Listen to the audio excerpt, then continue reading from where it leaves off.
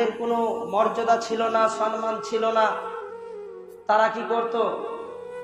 এইভাবে নিপীড়িত করত। সেই সময়তে বিশ্বনবী জনাবে মুহাম্মদ রাসূলুল্লাহ সাল্লাল্লাহু আলাইহি ওয়াসাল্লাম তিনি রাত দিন মনে মনে চিন্তা করতেন, রাত দিন মনে মনে ভাবতেন যে এদের দুঃখ আমি কিভাবে দূর করব, এই বলিকে কিভাবে শান্তি প্রতিষ্ঠা করব। আমি রাত দিন মনে মনে চিন্তা করতেও তিনি দেখলো যে একটা হেল্পফুল পিপল সংগঠন তৈরি করলো। এদের কাজ ছিল অসহায় পীড়িতদের সেবা করা, অসহায় মানুষদেরকে সেবা যত্ন করা, গরিব দুঃখী অসহায় মানুষের পাশে দাঁড়ানো এদের কাজ ছিল। যুবক সংগঠন তৈরি করলেন, হেল্পফুল পিপল নামে একটা যুবক সংগঠন করলেন, এদের কাজ ছিল।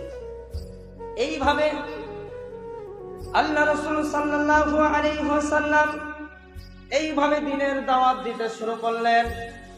আস্তে আস্তে যতদিন যায় ইসলামের দিকে মানুষ ধাবিত হয়।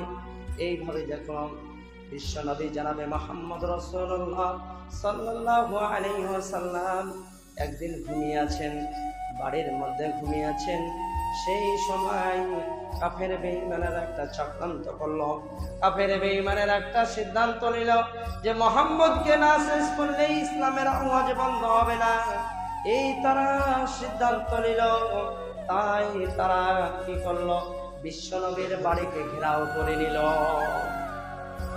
বিশ্বনবীর বাড়ি যখন ঘেরাও করে নিল, কাফের বেঈমানেরা চারিদিকে রাসূলের বাড়ির সামনে দাঁড়িয়ে আছে তরবারি নিয়ে। সকাল হলে বিশ্বনবীকে দুনিয়া থেকে বিদায় করে দিবে। তিনি রাত দিন এইভাবে যখন এইভাবে ঘুমিয়ে আছেন, আল্লাহ তাবারাক ওয়া তাআলা জিবরাইল আলাইহিস সালামকে জানিয়ে দিলেন, জিবরাইল যাও, তুমি চলে যাও, বিশ্বনবী জনাবে মুহাম্মদ রাসূলকে তুমি বলে দাও তিনি যেন এই মক্কা থেকে তিনি যেন এই রাত্রি তিনি যেন হিজরত করে, নচেত সকাল হলেই তারা দুনিয়া থেকে বিদায় করে দিবে।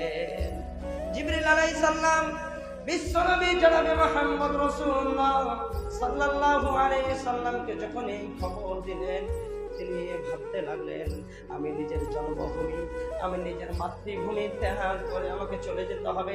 যখন আল্লাহর অর্ডার হয়েছে আমাকে যেতেই হবে। তার জামাই হযরত আলীকে ডেকে বললেন, হে হযরত আলী, আমি যেই বিছানায় ঘুমিয়েছিলাম, সেই বিছানায় একটা চাদর আছে, সেই চাদর মুড়িয়ে তুমি শুয়ে থাকো।